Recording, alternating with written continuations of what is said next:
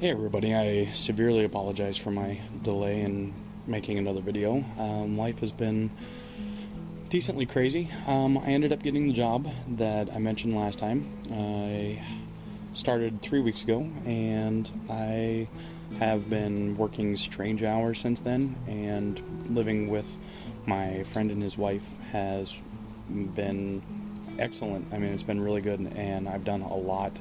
I've been getting out and actually experiencing life just a little bit, and hanging out with old friends and meeting new friends, and basically kind of doing things that I expected to do and things that I wanted to do.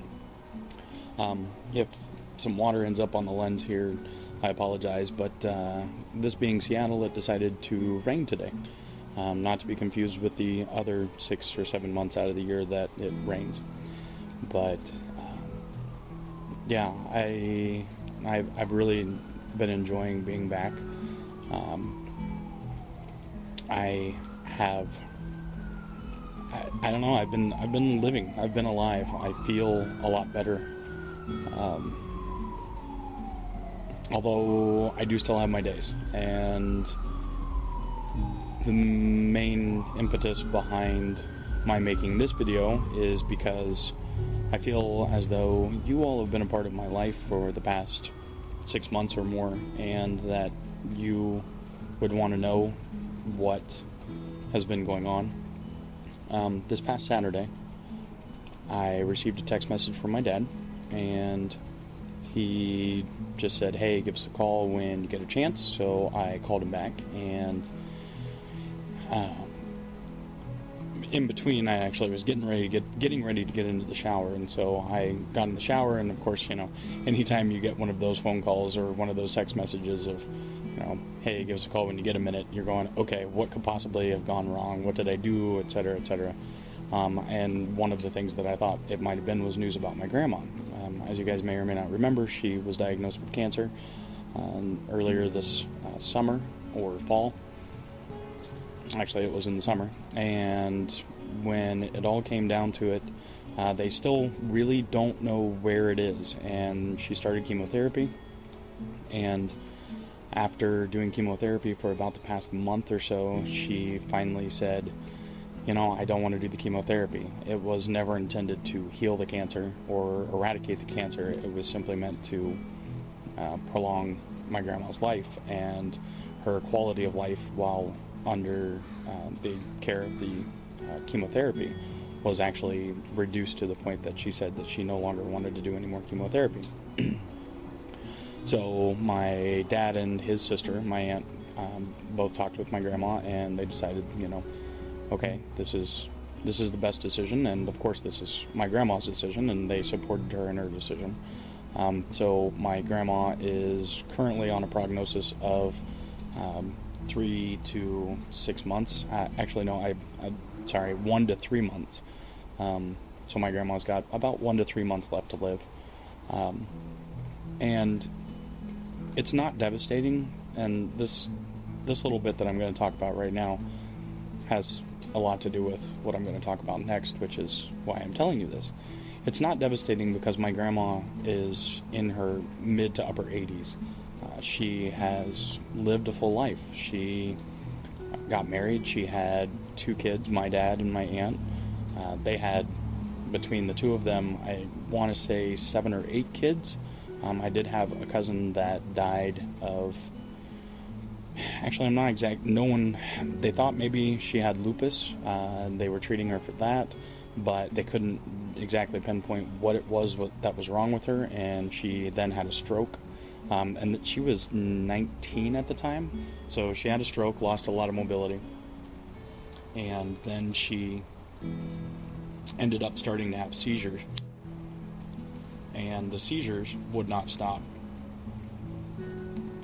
And so they admitted her into the hospital one night, and she did not make it through the night. The seizures actually ended up killing her. So anyway, the point is that my grandma, she lived her life. She had a career. She taught grade school for many years. She feels as though she's accomplished everything that she could accomplish in her life, and she's now, she's done, and it's to be expected when you reach that age. I mean, I hope, and I know I need to quit smoking in order to get there, but I hope that I make it to my mid to upper 80s and am able to make the decision by myself and of sound mind, and say, you know, I've come to realize that I've accomplished what I wanted to accomplish in this life, and that while there are things to continue to live for, not in this condition, and to not go out gracefully, because I don't believe that death is ever graceful, but to have control, what little control we actually have, to have that control and say, you know, I'm done, and the disease that's currently moving through my body is going to take me whether I want it to or not, and I might as well enjoy the last few months of my life without having to be sick and weak. So I felt bad when my dad told me that, and I felt sad because I love my grandma, and you know, of course I want her to live forever. I want everybody to live forever. I don't like death. When it all comes down to it, I'm pretty much against it. But once he was done telling me about my grandma, he told me, and now there's worse news. And I hadn't even thought about this subject when I was trying to figure out what my dad wanted me to talk about. And he started telling me about Scotch. As it turns out, my parents had been taking care of Scotch for about a month after I left, actually about 6 weeks after I left. And about 2 weeks ago, my next door neighbor, the vet, said, hey, I've got a brother. He lives out in the country. He's about 30. He plays lots of video games, and he doesn't work very much. And when he does work, he stays at home. So it was like, oh, that's perfect for Scotch, because that's what he's had for the past, couple of years. So he decided to try him out. And after about 5 days, my vet called my parents and said, it didn't work out because I think her brother's, there's an old lady that lives adjacent to his property, and I guess Scotch's super excitedness and jumping and, being excited like Scotch is, he kind of scared her, and so that didn't work out because I guess they came over a lot. So the vet said, well, I'll tell you what, I'll go ahead and keep him at the clinic, and that way, people can have access to him and people can see him, and we can put his, picture up and say that he needs a home and that sort of thing. So, and also then mom and dad wouldn't have to deal with it. Plus, he'd get basically around the clock care. And so he went to stay at the clinic on like Monday of this week or Saturday of last week or something like 9 days ago, a little over a week ago. And on Thursday, when they came in to open the office, they went in and checked on Scotch, and there was blood in the kennel, and he appeared to be distressed and bleeding from the mouth. The day before, they said that everything was fine and that he had been, running around, and he was happy and on the leash and running around with the other workers there at the clinic, and no problems foreseen at all. And then when they came in and they saw all the blood, they were like, oh gosh, what the hell happened? And no damage to anything inside the kennel, so it didn't appear as though he had attempted to bite through or try to escape or anything like that. He didn't have a freak out, basically, is what it came down to. So they got the bleeding stopped. Apparently he was bleeding either from the mouth or internally, because he was also vomiting blood. They got the bleeding stopped, and he was very weak, and they put him on oxygen for that night. And then, I'm sorry, not Thursday, but Friday when they came in. So just so I can get my days right, so I can tell you everything in order. So on Saturday, they came back in, and he was no better. He was really weak. He was still on the oxygen, and they couldn't figure out what was wrong with him, but he was still bleeding. And so they called my dad, and they said, we don't know what's wrong, but we can't fix it, and he's in pain. So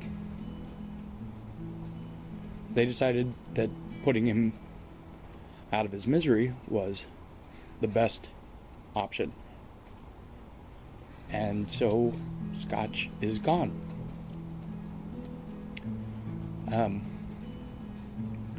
My dad told me that he went in and picked up Scotch's body and took him out to my grandma's land and buried him in the same place that my other dog was buried last year after he died from cancer. I had to put him down last year as well. So they're back together. Granted, they're not there anymore, and I know that, but they're back together, and so I don't have Scotch anymore, and nobody does. So that was my Saturday. I spent the day crying, of course. And every time I felt like I was doing okay, I would start crying again. And the worst thing about it is that, according to the vet, there was the possibility that a blood vessel burst, and the only way to figure that out, one, when he was still alive, would have been to do exploratory surgery, basically cut him open and look for it and try and find where the bleeding's coming from. And the only other way to find out would be to have done an autopsy. Both of those are decently expensive. I didn't expect anybody to pay for that.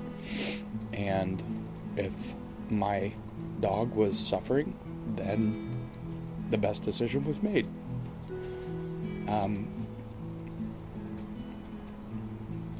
I'm not gonna apologize for crying because it hurts like hell.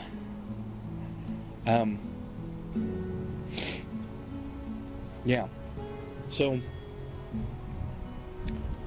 I'm going to try to read this thing that I wrote, and I'm gonna see if I can get through it.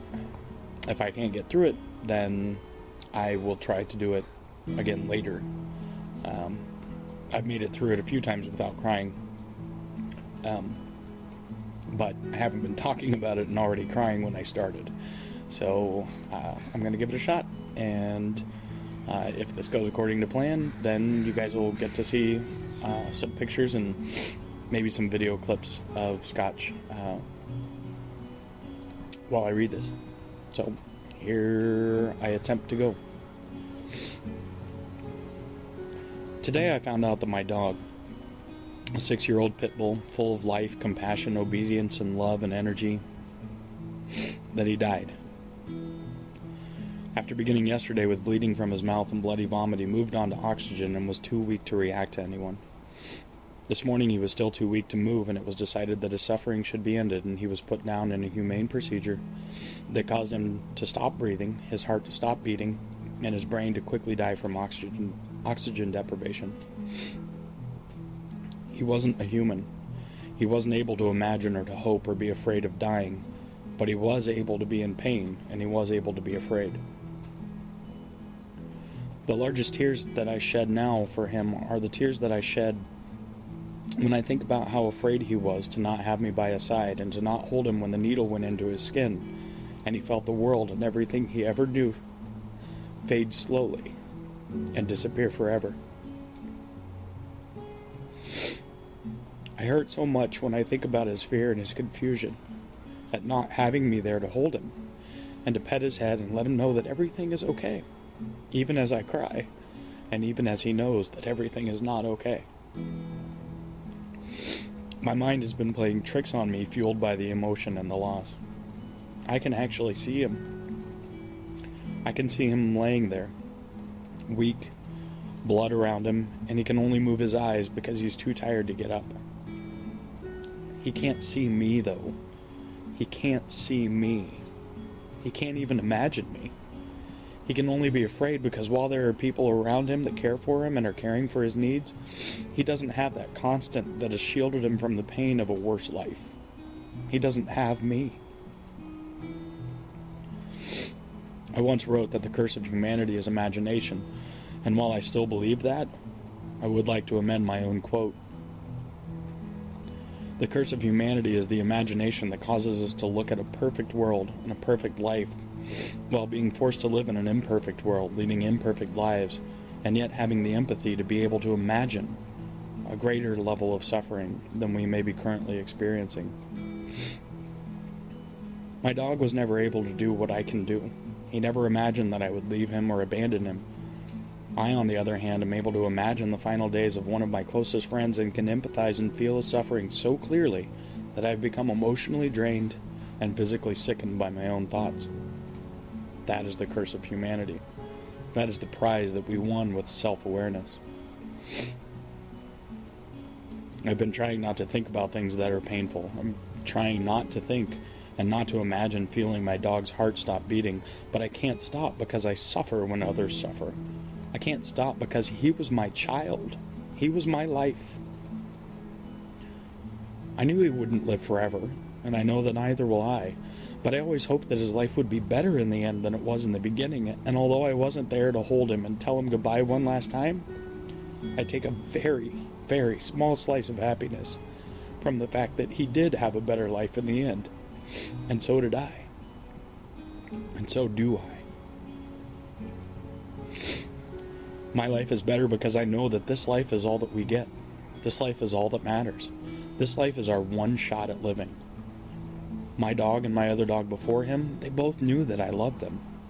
Scotch knew that I cared for him, and he was hurt and afraid and dying, but he couldn't really wonder where I was. He couldn't really imagine me riding in and saving the day and saving his life.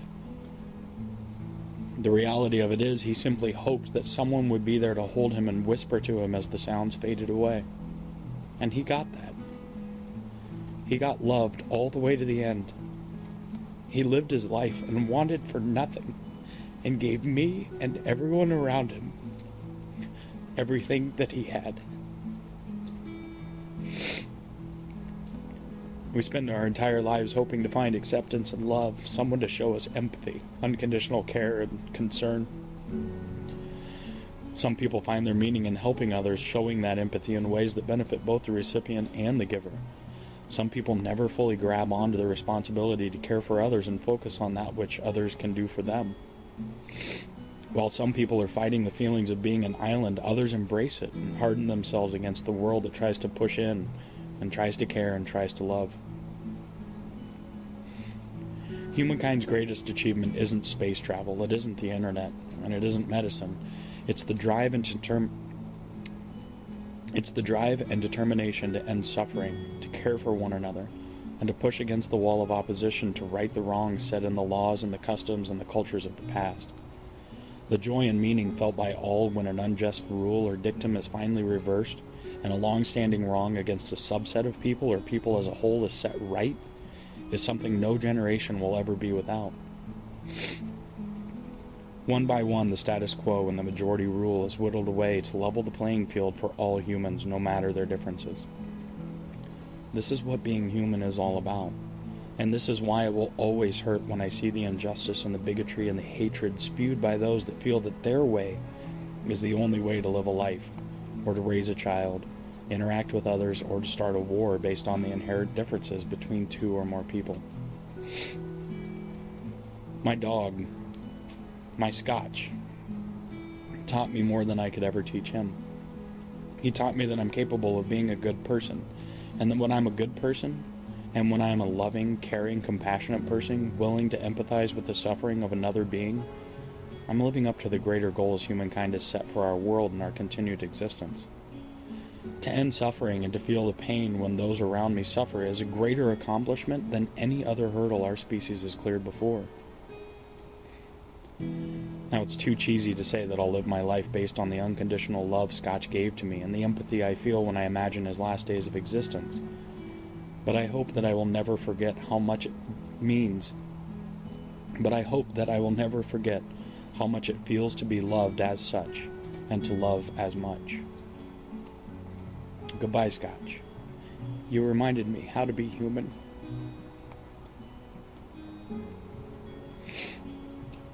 I'm quite possibly going to take a little bit of a longer break than I was originally planning from YouTube. I've got some issues still that I need to work on, and I need to focus on some other things. I've been known to break promises before, though, so I'll either see you all soon, or I'll see you in a little bit longer. To those of you in the U.S., happy Thanksgiving this week. Those of you outside the U.S., happy holidays early. I will be back, so don't hit that unsubscribe button quite yet. Take care, everybody.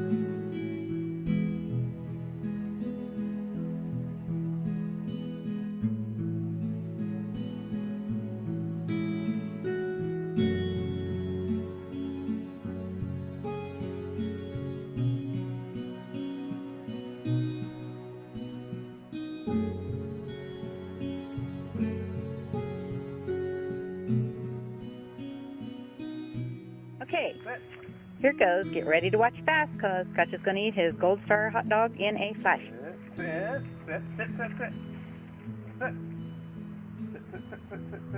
No. Got them all back. Alrighty. Say hi to Spencer, Scotch. Say hi. Say hi. Daddy dog. Oh.